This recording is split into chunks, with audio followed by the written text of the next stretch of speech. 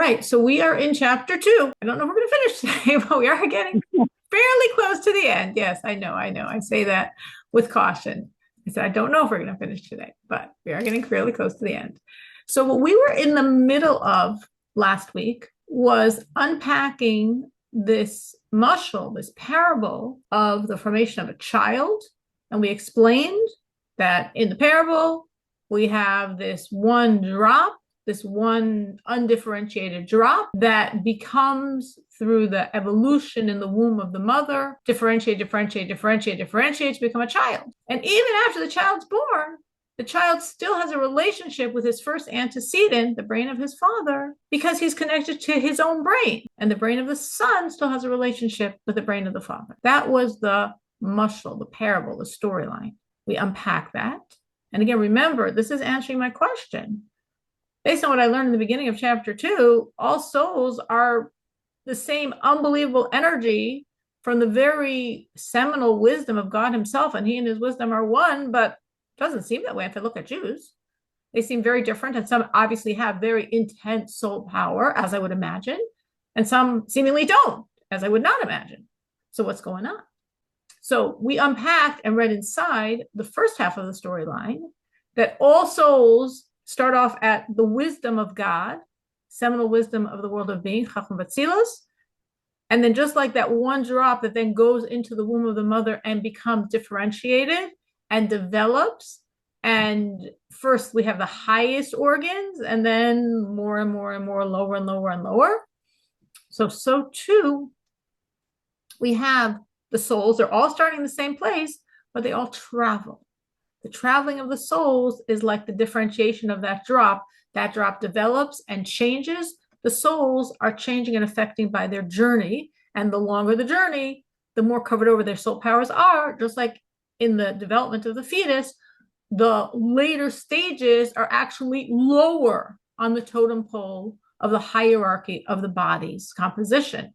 It's not like, well, the later the differentiation, the more sophisticated and developed. No, it's actually the opposite.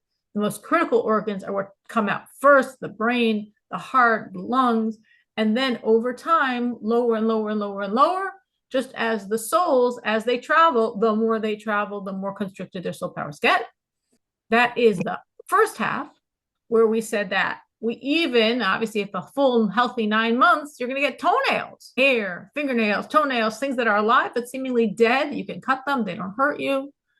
And again, like the toenails represent the lowest. Well, the souls travel until they get to the very lowest levels of the lowest world. And from that perspective, they're like, so to speak, the toenails. Their powers are so covered over. The lowest souls travel literally, basically 3,600 levels. Wow, that's a tremendous descent. That's a tremendous constriction of power. That's very intense, the constriction. Those are the toenails. In the story, and even after the child is born, the lowest part of the body still is connected to the brain of the father through the brain of the son.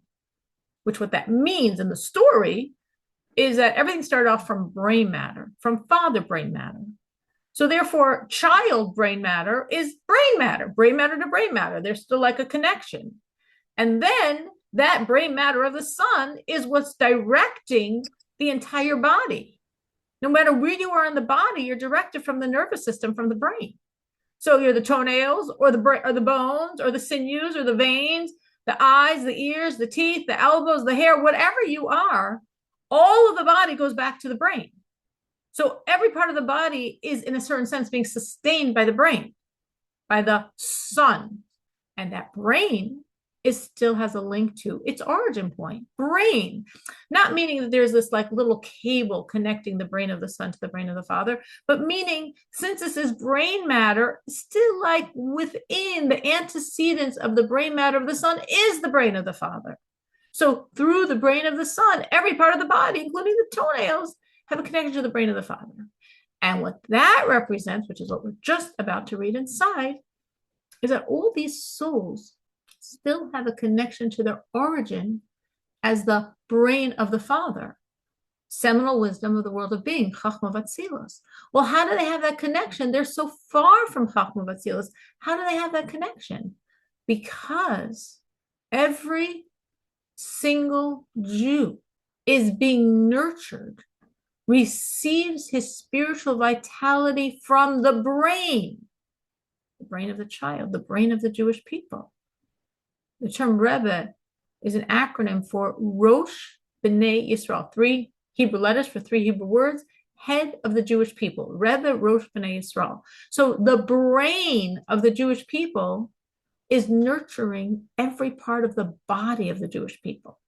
Every single soul, wherever they are in the body of the Jewish people, are receiving their sustenance through their brain. And that brain, the brain of the Son, these great, great, great tzaddikim, these holiest Jews, they are still connected to that origin point of seminal wisdom of the world of being, of Chachma Atzilus. They still are connected to the brain of the Father. So with their connection to their origin point of all souls, to that level of God's energy, they can feed the Jewish people from, so to speak, the brain of the Father, through them, so to speak, the brain of the Son, to feed every single soul. Let us look inside. We are page 12, 5 lines from the bottom of the page, middle of the line. So we're talking here about, the toenails being formed, how the souls are traveling. They can go all the way to the lowest level of the lowest world, 3,600 some levels, the spiritual toenails. Ve'im called that. And despite this, again, we're unpacking the storyline. So this is what it really symbolizes.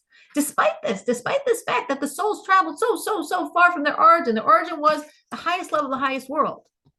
Each world is a palace. Each palace has 10 floors. Each floor has 10 rooms. In each room are 3 tables, and on each table are 3 chairs. So the highest world, the first, most beautiful, most divine palace, the world of being, 10 floors, highest floor is the top, seminal wisdom of the world of being. There are 10 rooms because every level subdivides into 10. Seminal wisdom of seminal wisdom, Chachma of Chachma, Bina of Chachma, Das of Chachma, all of the 10 powers subdivide in all the 10 powers. And in each room, there's like 3 tables. Let's call them gold, silver, and copper. And on each table, there's 3 chairs, gold, silver, and copper. So imagine you could be in the first room, the highest floor, the most beautiful palace, on the golden table and the golden chair. Truth is, the souls can be anywhere in that room, anywhere on that floor, actually. So you've got 90 options. There's 10 rooms, 3 tables per room, 3 chairs per table. Do the math. Trust me, if you're not going to do it yourself, there's 90 options. And just envisioning the soul going from chair to chair to chair, from table to table to table. You go from the gold table, you're going down. So you go from the gold table to the silver table to the copper table. And on each table, you first sit in the gold chair, then the silver chair, then the copper chair. Then you go to the next table and sit in the gold chair and the silver chair and the copper chair. And then go to the next table and you sit in the gold chair and the silver chair and the copper chair. And then you leave that room and go into the next room and do the same thing again. And do the same thing again. And each time, again, trying to make it very physical. The soul is going from table to table to table, on each table from chair to chair to chair, and then from chair to chair to chair, and then from chair to chair to chair. And then I finished all 9 chairs and go to the next room. Obviously, these are spiritual realities, but in essence, each time the soul is sitting in a chair, it's like another constriction, another constriction, another constriction. Imagine the soul going all the way through that whole first palace, and then through the second whole palace, 900 chairs, and then through the third whole palace, another 900 chairs. I've gone through 2,700 chairs at this point, and then come into the 4th palace, and you finish the whole first floor. Is there an end in sight? 2nd floor, 3rd floor, 4th floor, 5th, 6th, 7th, 8th, 9th, 10th floor. You're in the lowest palace, lowest floor. At least I'll maybe get a little higher room. You went through the first room and the second and the third and the 4th and the 5th and the 6th and the 7th, 8th, 9th. You're in the 10th room, the final room, in the final floor, in the final palace. And you got 9 options here. So obviously such a soul has been very covered over. But guess what? It doesn't make a difference. Every single soul still has a connection back to her source. The first palace, top floor. Because she's connected to the brain of the sun, the brain of the Jewish people. And those tzaddikim, those holiest, holiest, holiest Jews, they're still connected to the origin point, to the origin brain matter, to the energy of God. So they are still, these souls that traveled all the way, they are still bound up with a wondrous union, such a wondrous union that there's no separation. They're bound up in their original identity, in their original essence existence, which is an expression of the seminal wisdom of the world of being, Chachma of Atzilus. So this soul traveled some 3,600 levels. She's no longer top floor, first palace. She's bottom floor, fourth palace. And who knows what room there, and who knows what table, and who knows what chair. But she's still connected to the first floor, first palace. How? What do you mean? That was 3,600 some levels ago, 3,600 some chairs ago. That was a long journey ago. Because the sustenance, the vitality, the energy, of the soul on every level. Remember, we said there's 5 levels of soul. On the level of nefesh, and on the level of ruach, and on the level of neshama, and truly also on the level of chai and yechida, all these levels, she's bound up. They're getting their vitality from the nefesh, ruach, neshama, and chai and yechida of the heads of the Jewish people, of the greatest tzaddikim, of really the greatest tzaddik. A tzaddik, as we will of course learn inside in a while, is that very special soul that has completely destroyed all evil, does not have an evil inclination. The animal soul is subsumed in his godly soul. It's perfectly mirroring and serving God. And within tzaddikim, there are levels. It's like a pyramid, right? They're ascending. The lower in the pyramid, the more. And then you go up and less and less and less and less until you get to the pinnacle. As it says, the verse says, tzaddik yesod olam, the one tzaddik who is the foundation of the world, that one tzaddik that's the ultimate brain of the Jewish people. And the Rebbe here is saying, the Alter Rebbe is saying, that tzaddik is still one with the origin brain matter, top floor, first palace, seminal wisdom of the world of being, Chachma Vatzilos, and we're all connected to him, and he's connected to that source. So through him, we are being fed our vitality. We are being fed our spiritual life through that tzaddik. And that tzaddik can give us this life because he's still connected to the source of life. He's still one with that source brain matter, seminal wisdom of the world of being Chacham Vatzilos. And with that connection that he has to God on that level, he can in turn give us life, vitality, sustenance. So it's an incredible thing that I was saying here. And in essence, you could say it's completely off topic. Meaning, I could be wrong, but this is how I look at it. Now, we had a question, right? The chapter is very structured, as is all of Tanya, very, very structured, all of Tanya. We could appreciate the structure and the precision of that structure. We first explained the enormity of a soul, literally God himself's energy. Essence of the soul is essence of God. The soul is not from God's speech, from God's thought. The soul is not from God's speech, from God's breath. The soul is interwoven with the deepest parts of God himself, his essence and being prior to any constriction. And then we say, well, if that's so, why do some souls not seem that way at all, as we know them as people on planet Earth? Great question. So we had this very elaborate storyline, which basically answered our question.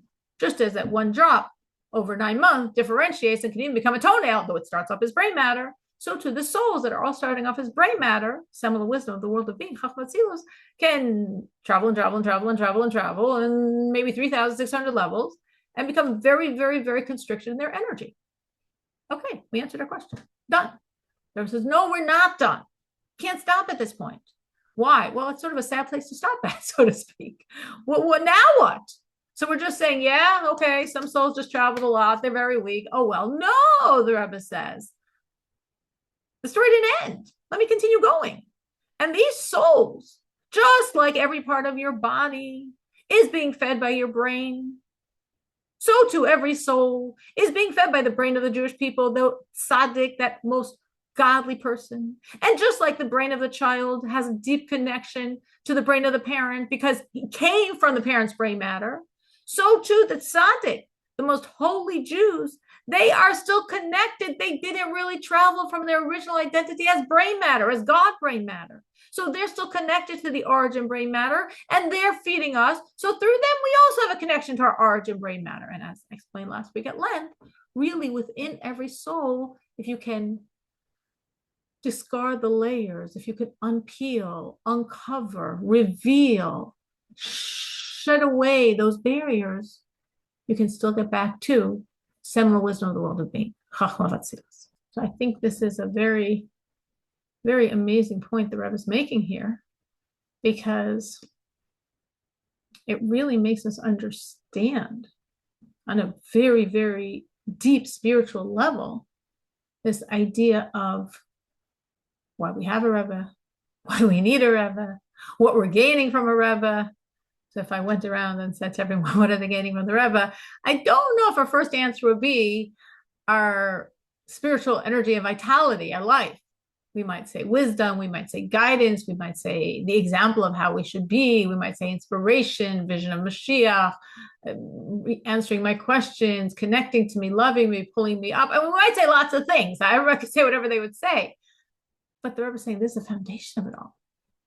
The Rebbe is literally giving us our, as the Alter Rebbe uses the word, our highest, our life, the very spiritual life that we have. If you look in the language of the Tanya, the precision of the language, it's coming from the Rebbe. The Rebbe doesn't even say it's coming from God through the Rebbe. The Rebbe literally is saying it's coming from the Rebbe, which is an enormous, wow, of how every single Jew is being nurtured. His life is coming through the Rebbe, which, of course, as we're going to go on to say, includes Jews that seemingly have no relationship to the Rebbe, or even Jews that seemingly are rejecting the Rebbe. So we could almost sort of say there's three categories: the Jews that are proactively connecting to the Rebbe, the Jews that are maybe passive in their relationship to the Rebbe, and the Jews, God forbid, that are rejecting the Rebbe. But all of those Jews in all three categories are receiving their life force from the Rebbe. That's what's being taught here. And why does the Rebbe have this power? Well, the job of a Rebbe, we're told in the lexicon of Hasidic thought, based of course on Kabbalistic terminology, is a memutza hamechaber. Memutza mechaber means an intermediary who connects, a transparent intermediary. What we mean by a transparent intermediary is you can have an intermediary that takes up a lot of space. A transparent intermediary, it's seamless. Like you don't even sense him. It's just a joining of the two ends through this transparent intermediary. And that's the function of a Rebbe. What about just God direct? Thought, and there's many answers to that, but on the most basic level, how God structured this world, everything comes back down to planet Earth. You know, he wants the purpose of it all, the original vision that made this all, is dira b'sachtainim, a dwelling place in this lower realm, which means at the end of the day, it all comes back to here. Here's where the action is happening. Here's where it's significant. And that's why God chose a Moses to take the Jews out of Egypt. And you could say he couldn't do it himself. Of course he could do it himself. There's nothing God can't do. Oh, let's say everything God can't do. You have an empty piece of paper. There's nothing God can't do. So obviously God did not need a Moses or any leader to ever help him connect to the Jews, guide the Jews, direct the Jews. God does not need. But this is God's want and God's desire, that everything comes back to this world. So if everything is in this world, also the leader who's expressing God's will is from and a part of this very physical reality. And that's starting with Moses and continuing in every generation. That human mouthpiece for God within the physical, because that's how he wants it. He wants everything to come back to the physical. We are the point and purpose of it all. No heavenly realms, no angelic beings, physical planet Earth, souls in bodies, Jewish human beings, and then, of course, an ultimate Jewish human being to be that mouthpiece for God in this world. Sarah, you're going to add something? And I was just going to say, but we have to put effort in. Absolutely. Many, many years ago, Bracha really clarified it for me in saying that the Rebbe brings a bracha down so that it should come into our reach. So if the bracha is coming, when I have to get a picture down on Shabbos from a cabinet, I need to reach it. I mean, I take tongs or whatever, but I'm saying we have to, I feel, put in the effort to reach for it. Just so like there's two dimensions to what you're saying. One dimension is, I don't know which one Bracha was talking about, but it sounds like what you're saying was something different than I meant, but it's very valid, and I'll say both. One level of our work is our connection to the Rebbe, what we call hiskashrus. There's a work there of connecting to the Rebbe, so that flow of godly energy, we have the most quantity, the most quality, and the most absorption. And if we do less work, we get less, not because the Rebbe wants to give us less, but because our channels are less open.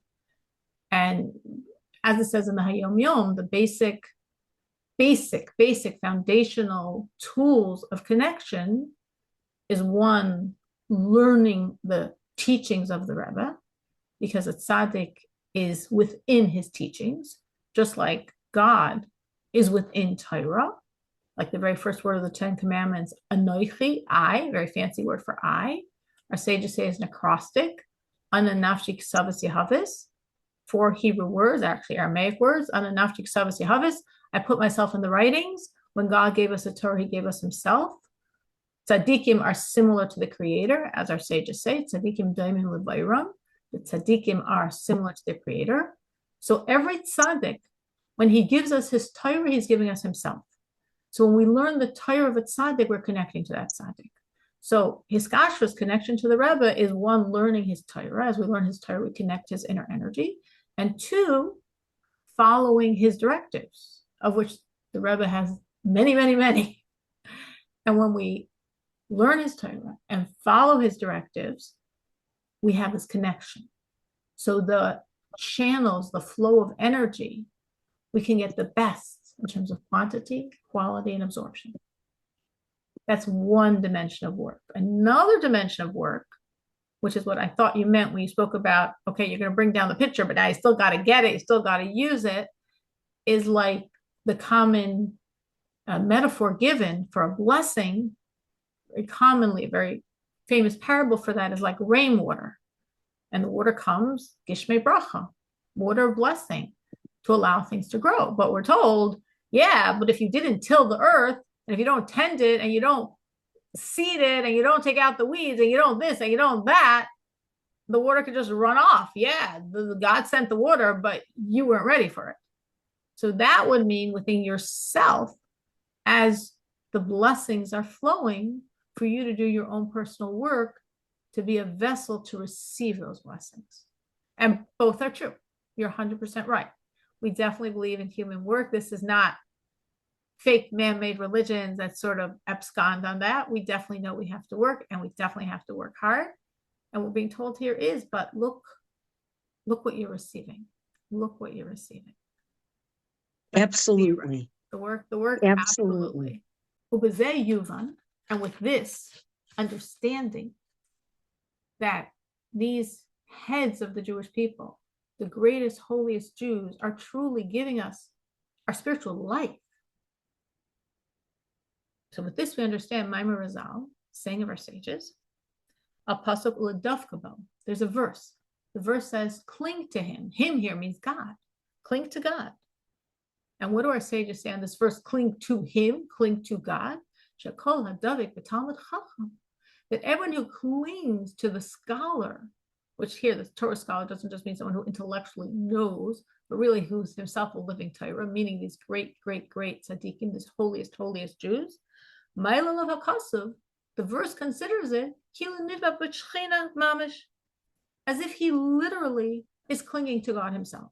Like, wow. The Rebbe says, listen, this is all source. I'm not making up a new Judaism here. This is all in the sources. This is a very crazy saying of our sages, but hey, they mean it for real. The verse says, cling to God. And the sages question and say, how can one cling to God? Is God not a fiery fire? You can't cling to God. How do we cling to God? Good question, but there's a response. Cling to the most godly humans. Cling to the most godly Jews. And through them, you will be clinging to God. So here we have it in this very classical source, this concept that the Alter Rebbe is unpacking for us and developing in Tanya hundreds of years after the sages said that when we are clinging to the tzaddik, when we are clinging to the heads of the Jewish people, we have now the channel connecting us to clinging to God. Again, the sages don't say what the Alter Rebbe says in Tanya. The sages are saying, the verse says you have an injunction to cling to God. They say, but how do you do that? And their answer is, cling to the holiest Jews. And by clinging to the holiest Jews, it's as if you're clinging to God. Now the Alter Rebbe is unpacking their words and saying, no, this is actually real. When you cling to those Jews, you are clinging to God. Why? Because those Jews are still one with God. So when you cling to those Jews who are one with God, through them you are one with God. And that goes back to the term I said, this term used in the Hasidic lexicon, Memutza HaMachaber, the intermediary who connects, not who separates, not who's an intermediary that's a barrier, even on a very refined level, but completely transparent. Only function is to bring together the Jew and God. He's still one with God. He's one with us.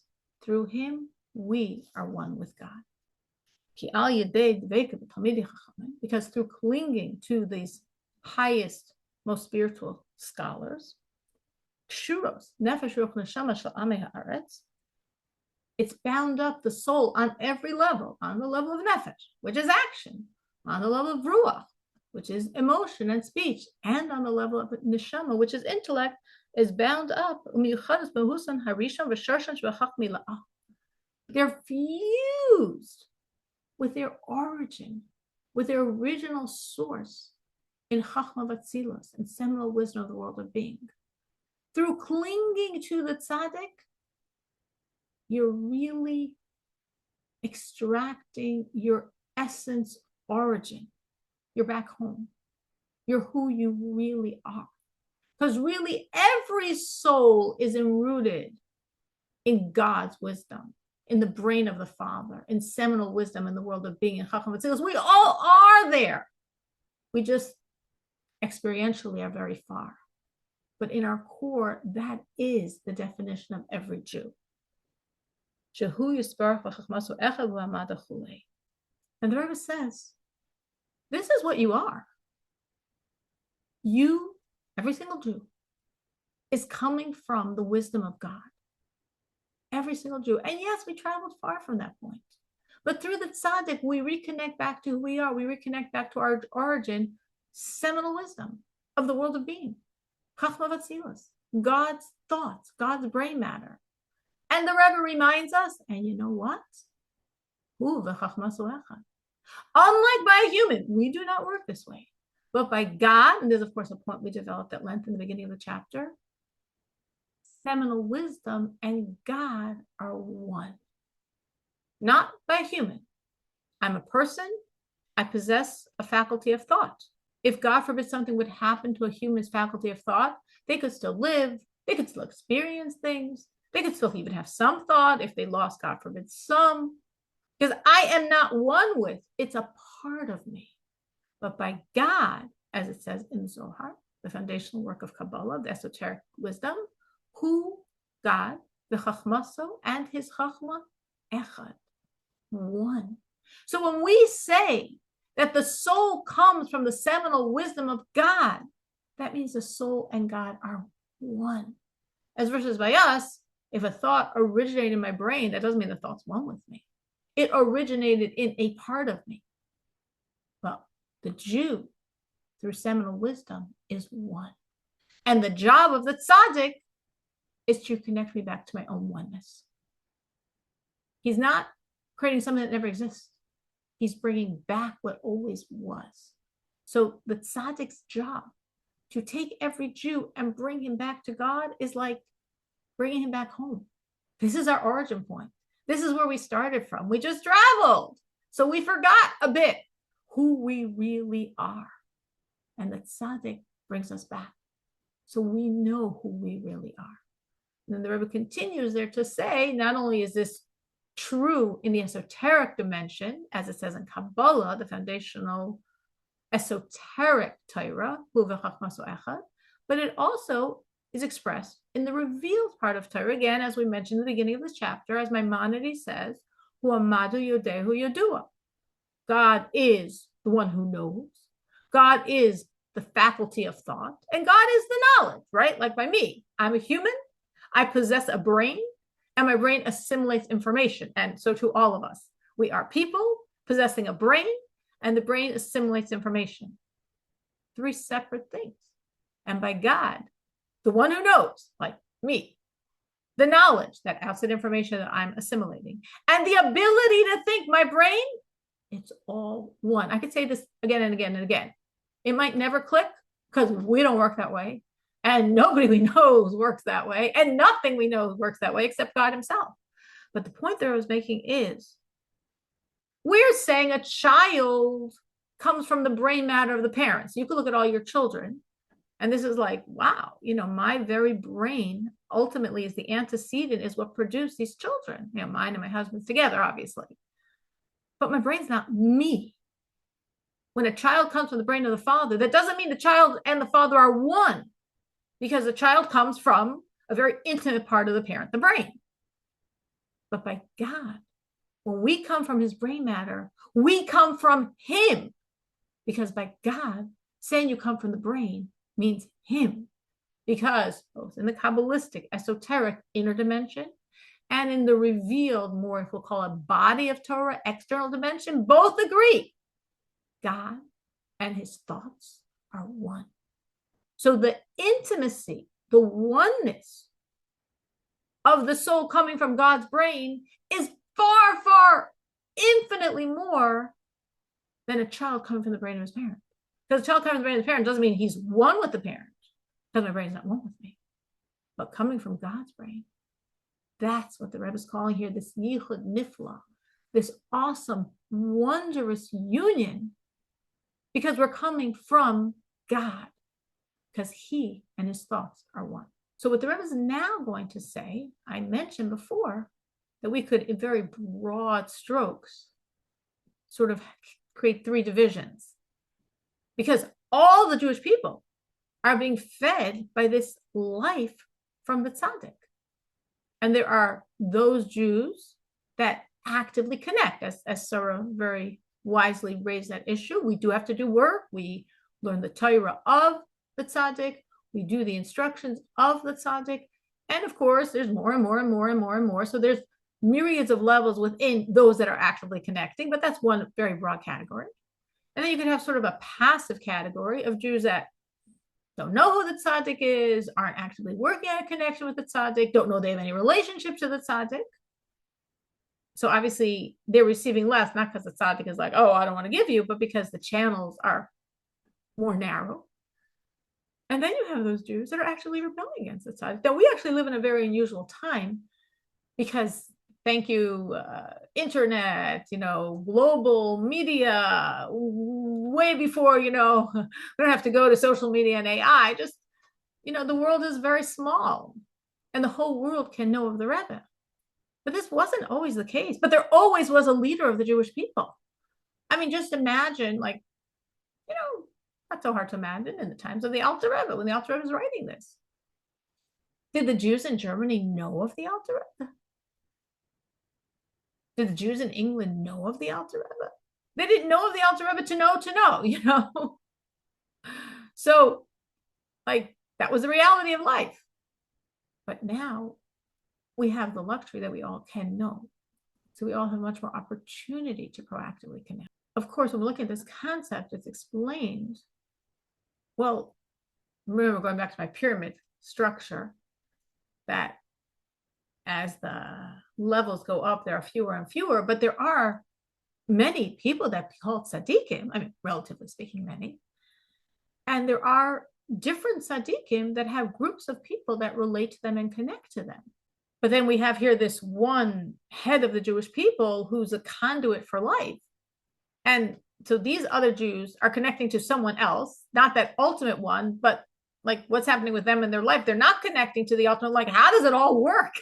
So we're told that if someone connects to a tzaddik, this a very holy, godly Jew, completely destroyed his evil, completely transparent to God's energy, and that tzaddik in turn connects to the greater ultimate head of the Jewish people. So the life force will flow from that ultimate head to that other tzaddik, to that Jew, which means as that Jew is connecting proactively to his, I'll use the term Rebbe, to his spiritual mentor, to his tzaddik, and working on the channels of connection and learning the Torahs and doing the directives, he could receive with broad channels the energy that really is coming from that other tzaddik, but he's getting it through his. We're actually told that I've heard different versions of this type of story. I'm sure it happened more than once. One was with someone called Rebbe Meir Premishlan, was a tzaddik and had followers. And once one of his followers, he once came to visit his Rebbe, Rebbe Meir Premishlan, and Rebbe Meir's not here. Well, where is he? Oh, he's by his Rebbe. And the follower is thinking, wait, my Rebbe has a Rebbe? What am I going to him for? I should go to his Rebbe. Like, what am I going to a lower level? I should go higher. And he started going to his Rebbe's Rebbe. And then it was very weird because like all of his blessings sort of dried up. He's like, this makes no sense. When I was going to the smaller Rebbe, Rebbe Meir from Mishlan, I had like bountiful blessings. And now I'm going to a bigger Rebbe, so to speak. And what's happening to my bounty? So he went back to Rebbe Meir and he asked him. And Rebbe Meir said, well, listen, when you were coming to me, you weren't judging me. You weren't like, you didn't take out your measuring tape. Do I deserve or not your allegiance? Am I a good enough tzaddik for you? So God looked at you the same. But when you were measuring and deciding I was inadequate and needed to go to someone bigger, so God also looked at you more with a measuring tape. And yeah, that's what happened.